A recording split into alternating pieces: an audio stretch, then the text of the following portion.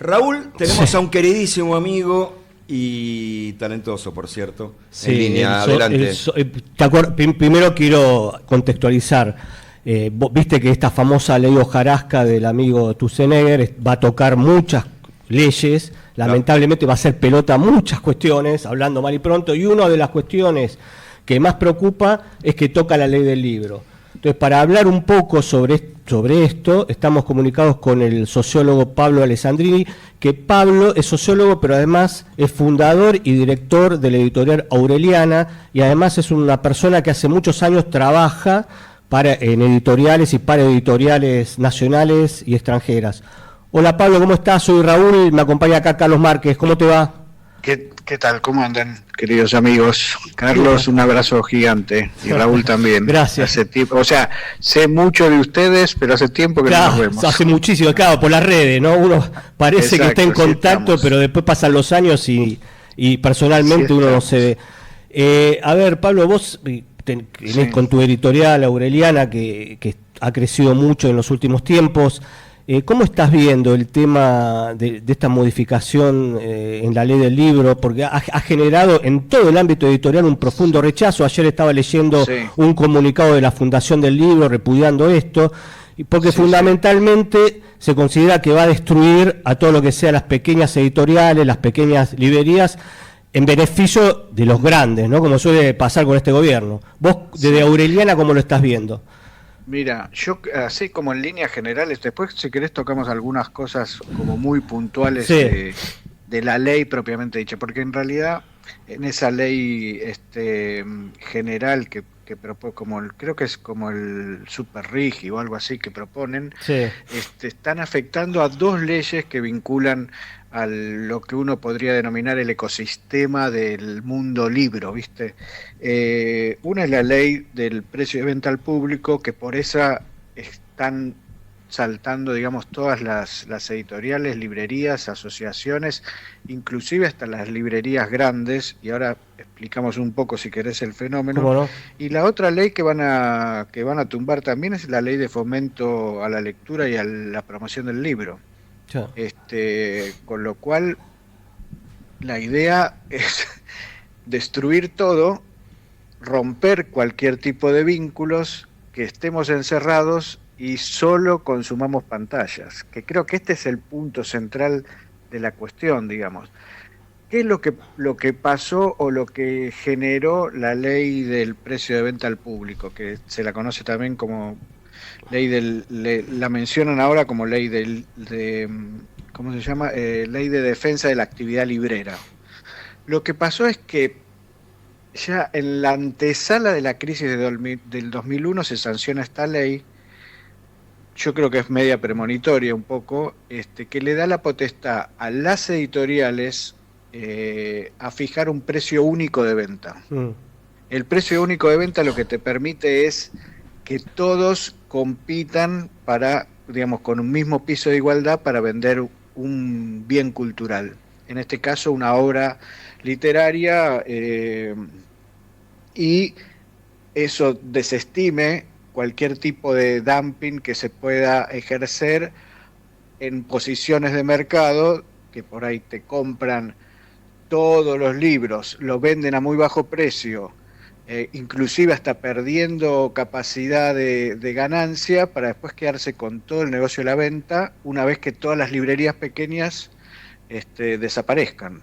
Que sería como un dumping cultural, digamos, que están ejerciendo. Pero yo creo que la clave está precisamente en destruir todos los espacios que generen vínculos humanos, no digitales, humanos. Entonces, es interesante lo que le decís, las librerías están funcionando acá, digamos, y yo creo que Carlos lo debe saber bien también, porque sé que está muy vinculado a temas del teatro y teatro independiente. Ha ocurrido con este formato de librerías pequeñas, editoriales independientes y qué sé yo, lo mismo que en la Ciudad de Buenos Aires siempre sucedió con el teatro independiente.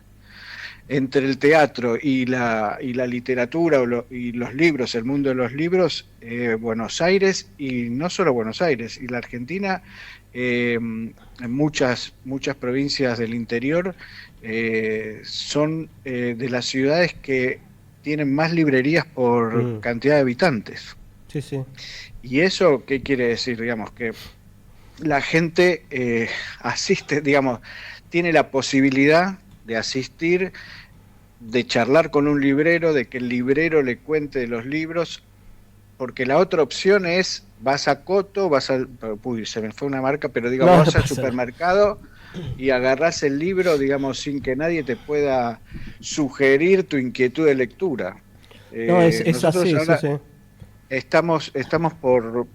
está por hacer ahora la Feria de Editores Independientes, que es, te diría a esta altura, casi más importante que voy a decir unas guarangadas, que la Feria Internacional del Libro de Buenos Aires, pero no para competir ni nada, sino porque es una feria que todo lector no deja pasar por alto, porque no es una feria para mostrar el potencial comercial de una gran empresa editorial, sino porque es una feria para ir a encontrar una lectura que no la vas a encontrar en ningún otro lado, salvo en las pequeñas librerías o cosas por el estilo. Eso. Y después la editorial se llama Aurelia Rivera. Aurelia, sí, perdóname, me estaba acordando. Fue un lapsus mío, perdón. Aurelia, sí, Aurelia. También es una editorial que la fundamos en el 2003.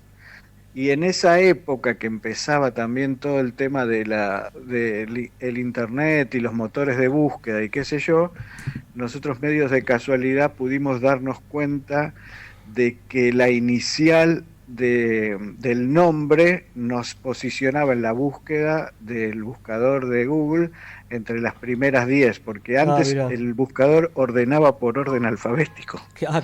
Entonces, a raíz de eso, bueno, quedó un poco ese nombre, que es un nombre ficticio, que sus iniciales conforman el AR, que sería el .ar de Argentina, que es una editorial, si bien es Rivera con B corta, que está en la ribera de los márgenes de la ciudad, es una editorial chica, muy pequeña. Justamente cuando vos decidís armar Aurelia Rivera, estaba buscando esto, la posibilidad de editar libros distintos.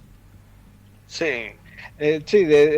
la posibilidad de poder tratar de armar un catálogo. Inclusive todo esto también para nosotros fue como un aprendizaje, porque el método prueba y error es como una guía, ¿viste? Lo que sí hacen y hacemos y hacen todas las editoriales independientes, el valor que tienen es un valor de riesgo y de búsqueda de contenidos que, independientemente de saber si se van o no a vender, los ponen en circulación y de alguna manera están como haciendo el trabajo que las grandes editoriales ya dejaron de hacer. A nosotros nos ha pasado que hemos editado más de un autor que después de haber editado con nosotros los reciben en las editoriales grandes como diciendo, no, si a ustedes ya los tuvieron una curación de una editorial pequeña es porque algo de interés revierte para el mercado editorial y recién ahí le dan bola, pero si no, viste, se pegan contra la pared y contra la vorágine de la gran empresa. Que también lo que suele pasar es que la gran empresa te toma, te chupa y después te tira. Así que... Sí, claro, cuando no le servís más, claro. Estamos en una etapa de que recogemos un poco a los autores del maltrato de las grandes editoriales. A veces, no todos, tampoco no quiero generalizar porque estaría mal de mi parte generalizar, pero algo de eso nos está pasando ahora. Pablo, buen día, Carlos, te habla. ¿Cómo estás? Carlos, querido, ¿cómo andás? Bien. Tantos años. Bueno, acá andamos. Pero una vez por año o dos nos vemos nosotros, digo. En un lugar nos cruzamos. Hoy me contaste una anécdota del Vieites, bueno, no sé, si da para... Se puede, ¿no? Bueno, no, la que me dijiste con Dante. ¿no? Sí, total. Pablo Alessandrini fue el primer presidente de Centro de Estudiantes del comercial más grande de América Latina, que era el Hipólito Vieites. Esto es real. Por población de estudiantes. Me consta, sí. Y en el 84, con toda la carga que traía, yo alguna vez le escribí algo a él, con toda la carga que traía los centros de estudiantes de la década anterior en la Argentina, previa a la dictadura. Y sin embargo se hicieron cargo de un momento histórico determinado, en una democracia incipiente, y dentro de las cosas que armaron fue una cantidad de charlas en esa escuela. La primera invitaron al canciller, a Dante Caputo. ¿Te acuerdas de esto, Pablo? Sí, total, me acuerdo totalmente. Me acuerdo que Caputo entra a la dirección del colegio, saluda al director y se va a un rincón a hablar 15 minutos con Alessandrini, charla que nunca supimos el contenido.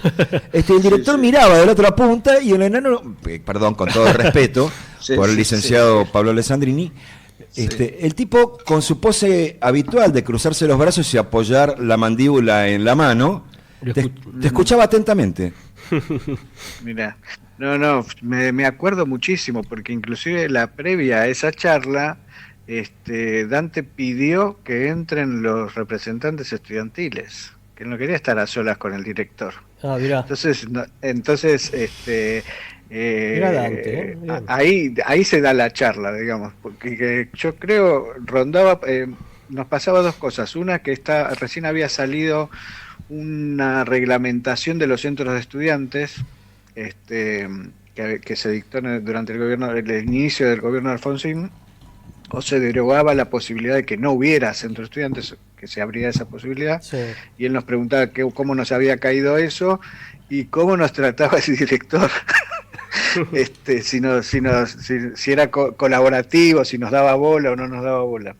De cualquier manera, esa charla tuve quilombos, porque creo que no sé cómo mierda, me parece que me echaron y me reincorporaron, y ahí me diste una mano grande también.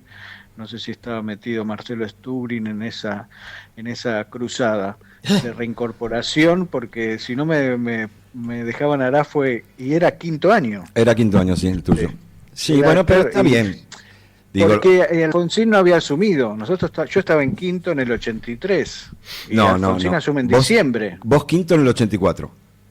Quinto en el 84. Ese año egresaste. No, sí, tenés razón. Sí es cierto que, bueno, ahora ayúdame con tu carrera, con lo que has estudiado.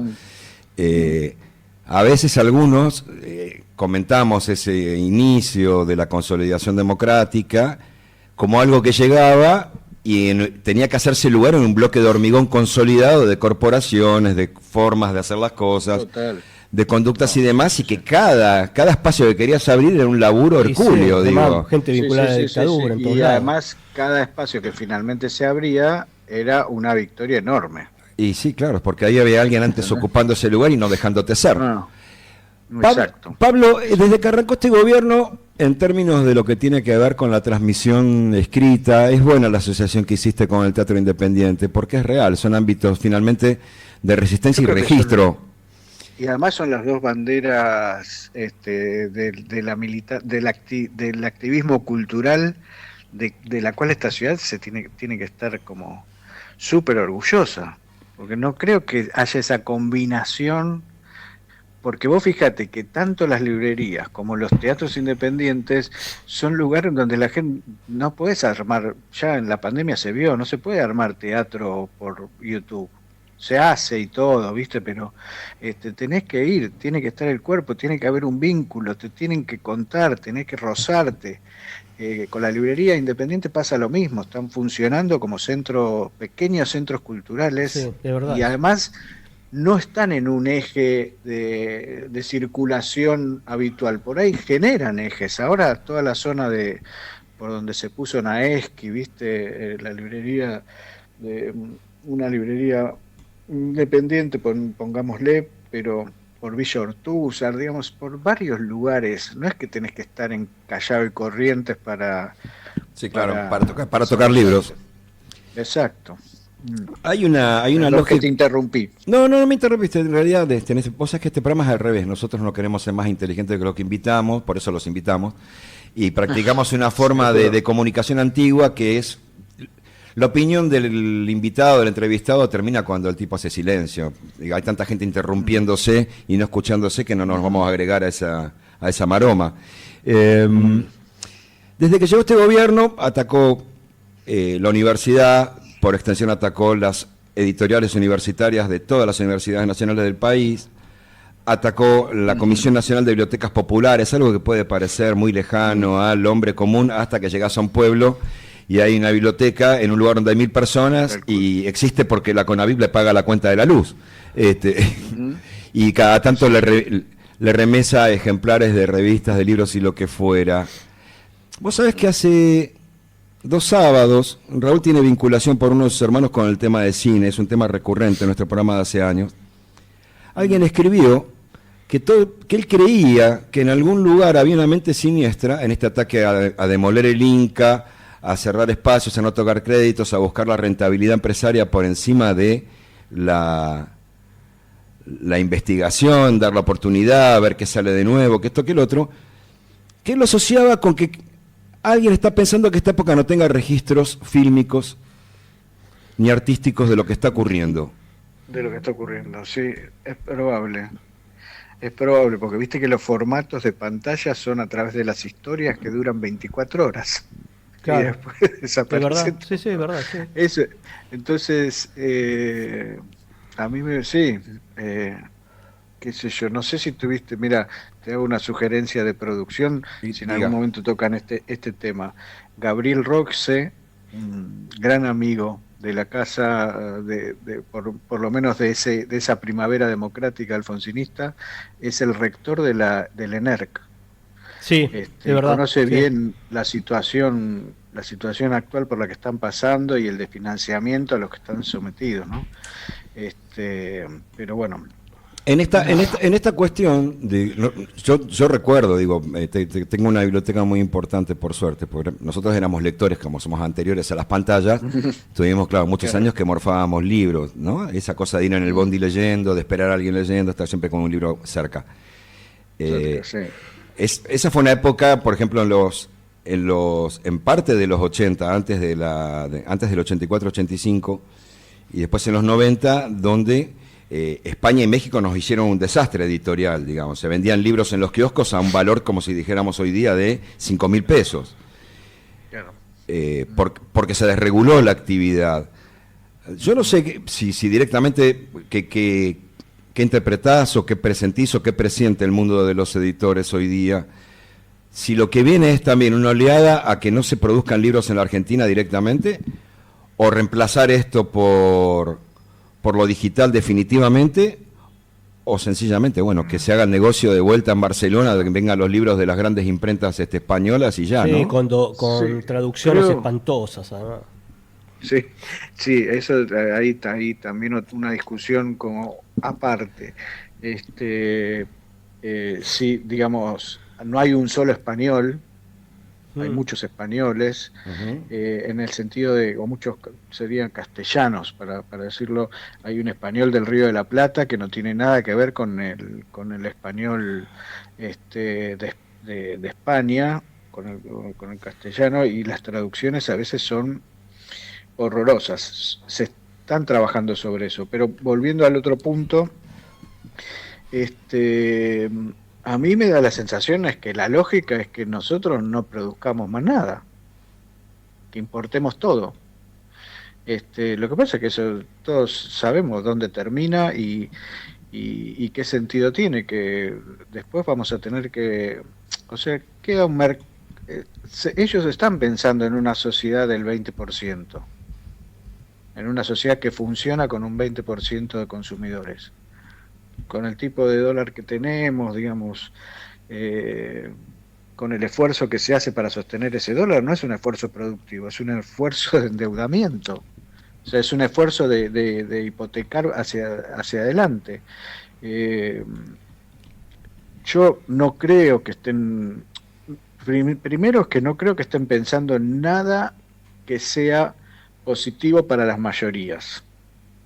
Así que desde el vamos como que no les creo nada, ningún tipo de política que me digan, no, es un gasto estatal, entonces todo, ellos ven gasto en todo cuando hay lugares que son inversiones, digamos, más en el tema cultural y en el tema educativo.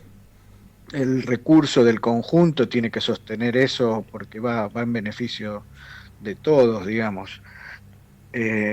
Bueno, están destruyendo todo, no sé cómo explicarlo, porque creo que el quiebre de esa destrucción es en que no podamos volver a formar vínculos físicos, humanos,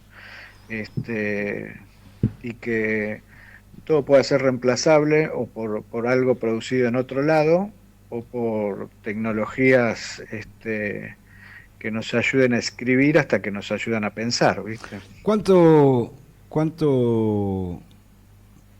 ya que te metiste por ahí, vamos, yo te hago la última de mi parte. Sí, después te agradezco el más tiempo y después dejamos. Raúl continúa. Pero, ¿cuánto falta para que se instale, no? Como una alternativa permanente, o sea, puede estar por un periodo, por otro no, esta nueva sociedad argentina donde lo que nosotros llamábamos disvalores o valores negativos sean opción permanentemente. Hablamos de la discriminación interna, hablamos de la porofobia, el tema con los pobres, hablamos de la gerontofobia, el tema con los viejos, hablamos de la discafobia, el tema con los discapacitados, y hablamos de la xenofobia, donde, digo, estamos a 2 minutos de que el mundo nos ve como supremacistas, por eso nos putean también los progresistas del mundo. Tenemos un vocero al que votaron y que está a cargo, que es eso. Pero si vos sos aliado de Trump y de Netanyahu, no te queda alternativa de que te vean como te están viendo. Y viste usar la simplificación, la expresan los gobiernos a veces, lamentablemente, qué sé yo. No, nosotros nos veían como un país cuna de la democracia cuando Alfonsín empezó a generar, digamos, y articular la posibilidad de que todo el continente latinoamericano pudiese tener elecciones en una época en que no las tenían. Uh-huh. Y eso nos dio un prestigio y nos dio una impronta y nos dio un conocimiento. Tenemos a este tipo como presidente que está desarmando todo ese imaginario que había sobre Argentina, ¿no? La justicia reparadora de los crímenes del Estado, desarmando todo. Qué sé yo, de cualquier manera, para responder tu pregunta, uh-huh. Yo me da la sensación de que son modas. Esto es una moda que va a pasar, digamos. Yo creo que de a poco nos vamos a ir dando cuenta que es más fácil hacer las cosas con los vecinos, hacer las cosas en comunidad, hacer las cosas en los pequeños lugares, generar integración, vínculos, militar, solidaridad. Eso va a volver a estar de moda, y eso hay que sostenerlo sin soberbia, digamos, incluyendo a todos. Creo, ¿no? Eso ya es como una posición política muy personal, pero... No, tiene que ver básicamente con lo que está en el Acta de Mayo, lo que está en la de Tucumán y con lo que dice la Constitución. Está bien lo que decís, es la línea histórica, por lo menos que en algún momento definimos. Está. No, le quiero hacer la última a Pablo. Recordamos que estamos comunicados con Pablo Alessandrini, entre otras cosas, director de la editorial Aurelia Rivera. Pablo, ¿el catálogo de Aurelia Rivera se orienta hacia un tipo determinado de obras o es amplio? Mira, nosotros, por lo general, es ensayo, sociología o crítica social o crítica literaria, y después narrativa. En una época hicimos poesía, pero dejamos de editar poesía porque es como un rubro complejo donde hay que saber demasiado, y hay otras editoriales que lo hacían mucho mejor de lo que lo hacemos nosotros y de lo que lo podíamos hacer nosotros, y eso dejamos de hacer. Pero ensayo, nosotros el primer libro que hicimos fue la última traducción del último escrito, selección de textos que hizo Pierre Bourdieu antes de morir en castellano, que lo hicimos con una socióloga cordobesa que había sido, ella hizo la traducción, aunque Bourdieu sabía mucho, hablaba muy bien español, hizo la traducción de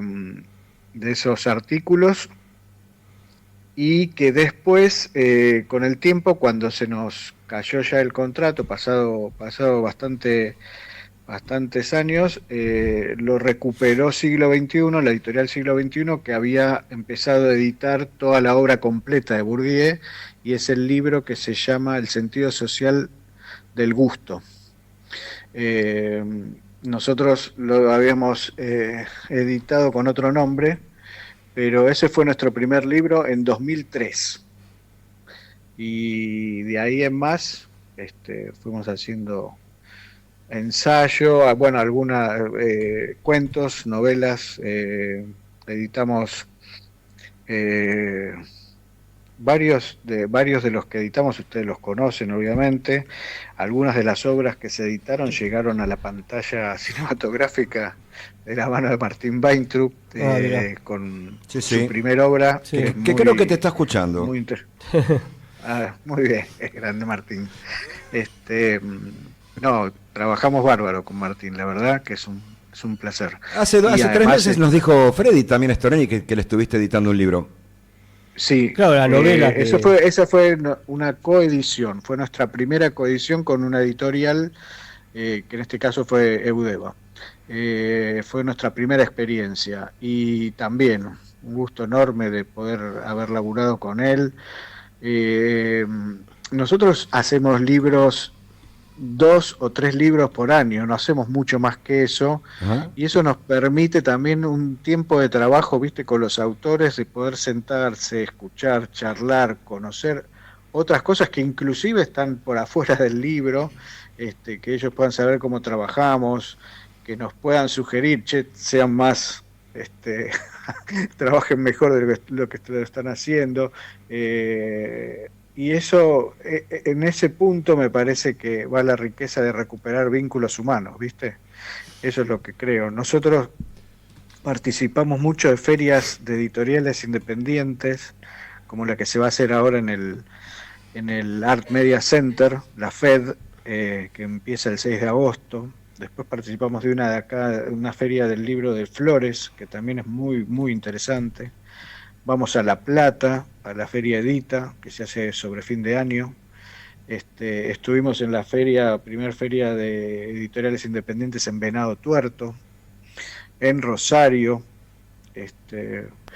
y así como que vamos armando. Por ahí, en librería sí estamos, pero tampoco es que sean fácil de encontrar los libros, pero en estas ferias seguro que nos encuentran. ¿Y por redes se puede comprar por página web? También, sí. Sí, no tenemos una web, tenemos lo que ofrece ¿cómo se llama? Instagram. Meta, ¿no? Meta. Sí, Instagram o Facebook, que es Aurelia Rivera Libros, y ahí nos encuentran. Bueno, Pablo Alessandrini, te agradecemos muchísimo el contacto de hoy. La verdad que me enteré de cosas del mundo editorial que desconocía, así que bueno, esperemos que esta ley no salga y que Buenos Aires y la Argentina puedan seguir siendo cuna de libreros y de ejemplo de cultura hacia afuera, ¿no? Esperemos lo mismo. Muchas gracias por la charla, por la posibilidad de contar qué es lo que hacemos y por qué lo hacemos, para qué lo hacemos, y les mando un abrazo cariñoso a los dos. Gracias, igualmente. Que tengas un buen fin de semana, Pablo, es un placer. Igual. Es el catálogo de Aurelia Rivera, la verdad que es muy, muy interesante, porque tienen cosas, y no lo digo porque le tenga afecto a Pablo, sino porque en serio, objetivamente, tienen obras muy distintas a las que podés conseguir en otros lugares, alternativas, quizás, no sé si la palabra